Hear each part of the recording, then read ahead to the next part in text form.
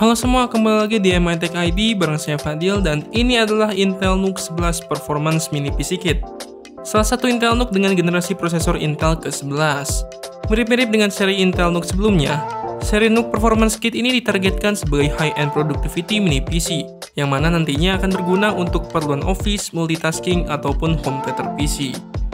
Dari informasi yang saya dapat, Intel NUC 11 ini akan dijual dengan berbagai macam SKU dan masing-masing harganya pasti berbeda. Bahkan tersedia juga dalam package barebone only dengan kisaran harga 9 jutaan. Barebone only maksudnya kalian gak dapat storage dan RAM, alias kalian beli terpisah deh gitu. Tapi tenang aja, kalau gak mau ribet, SKU yang udah ada RAM, SSD, bahkan hard disk sekalipun nantinya ya ada juga. Nah, ngomongin spek, mini PC yang saya review ini menggunakan CPU Intel Core i7 1165G7 Tiger Lake dengan 4 core dan 8 thread, dan juga base clock speed di 2,8 GHz dan turbo max di 4,7 GHz. Cukup tinggi. Dan sebenarnya ada varian dengan CPU mulai dari Celeron, Core i3, i5 hingga i7 seperti yang saya review ini. Tiger Lake ini hadir menggantikan generasi sebelumnya yaitu Ice Lake, dan sebenarnya diperuntukkan pada form factor laptop dan ultrabook. Namun, Intel menyematkan CPU ini ke dalam produk mini PC mereka. Dengan CPU ini, tentu aja Intel menyematkan heatsink dan fan yang cukup besar pada bagian atas mini PC ini. Dan isi bagian dalam Intel NUC ini dibuat sepadat mungkin dengan rangkaian PCB dual side pada motherboardnya. Untuk SKU yang saya review mempunyai SSD NVMe PCIe 3X4 dan RAM DDR4 8GB single channel 3200 MHz bermerek Digital Alliance dan harddisk 2TB dari Seagate. Dan merek dari storage dan memori yang digunakan itu tergantung distributor ya. Untuk slot ekspansi di sini tersedia 2 kali slot SODIMM DDR4 3200 MHz, slot PCIe M.2 Gen 4 X4, dan tray SATA 2,5 inch. So, jika kalian membeli NUC ini dengan SKU barebone, kalian bisa tancapkan SSD PCIe Gen 4 dan dapetin storage yang kenceng banget. Dan di Intel NUC 11 ini, kalian udah dapetin adapter Wi-Fi dengan tipe dual band AX alias Wi-Fi 6 dan Bluetooth 5.2. Intel NUC 11 ini menurut saya bukan cuma buat PC Office atau HTPC aja. Karena dengan adanya dua port Type-C Thunderbolt 4 ini, kalian masih bisa berkesempatan untuk dapat bermain game AAA dengan menancapkan GPU eksternal pada port Thunderbolt 4-nya ini. Lalu untuk kalian yang memerlukan PC yang hening untuk produksi musik dan audio di studio kalian, dengan adanya Thunderbolt 4 ini kalian bisa menancapkan audio interface dan DSP high-end pada mini PC ini. Untuk port lainnya, kita akan mendapatkan 3 buah USB 3.2 Type A, audio combo jack, port 3 bit LAN RJ45 port HDMI 2.1, dan mini DisplayPort. Sebagai mini PC, tentu aja Intel NUC ini gak cuma bisa digeletakin di meja gini aja sebenarnya. Intel NUC juga diberikan bracket kalau kalian mau pasang di belakang monitor. Tapi biasanya pengguna monitor gaming dengan layar gede kayak monitor saya ini gak bisa pasang bracketnya.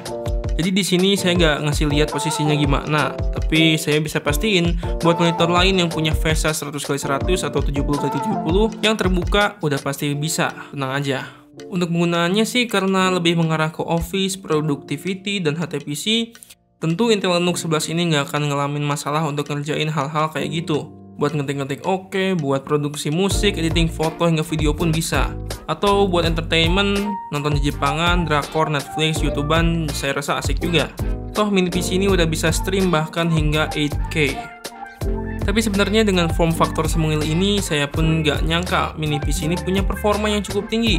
Seperti pada Cinebench R15, PC ini dapetin skor di atas rata-rata ultrabook dengan CPU i7 1165G7, dikarenakan faktor cooling yang jauh lebih baik di ukuran PC seperti ini. Bukan cuma itu, saya tes benchmark di Blender BMW 27, dapetin waktu render yang cukup singkat. Untuk editing 4K di Adobe Premiere Pro udah pasti dilibas dengan Intel Iris Xe plus API Intel QuickSync-nya. Buat yang penasaran sama performa gamingnya, Intel Iris Xe ini udah dapat diandelin, dan head-to-head dengan Radeon Vega 6 ataupun Vega 7 punyanya AMD.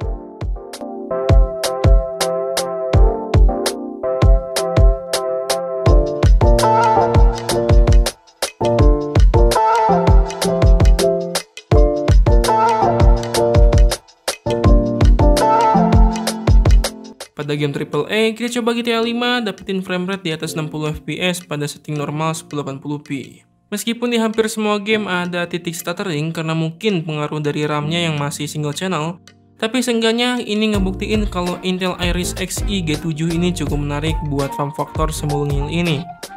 Dan masalah stuttering ini pun bisa teratasi dengan menambahkan RAM menjadi dual channel. Saya bisa bayangin kalau Intel NUC ini dipasangkan dengan eksternal GPU sekelas RTX 3060.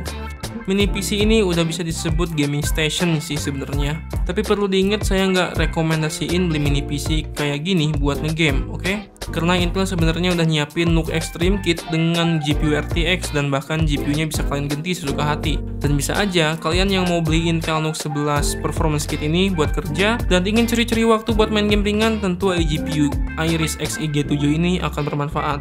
Oke, jangan lupa like, share, dan subscribe. Cek deskripsi, siapa tahu ada yang bermanfaat di situ. Saya Fadil, stay safe, see you next time.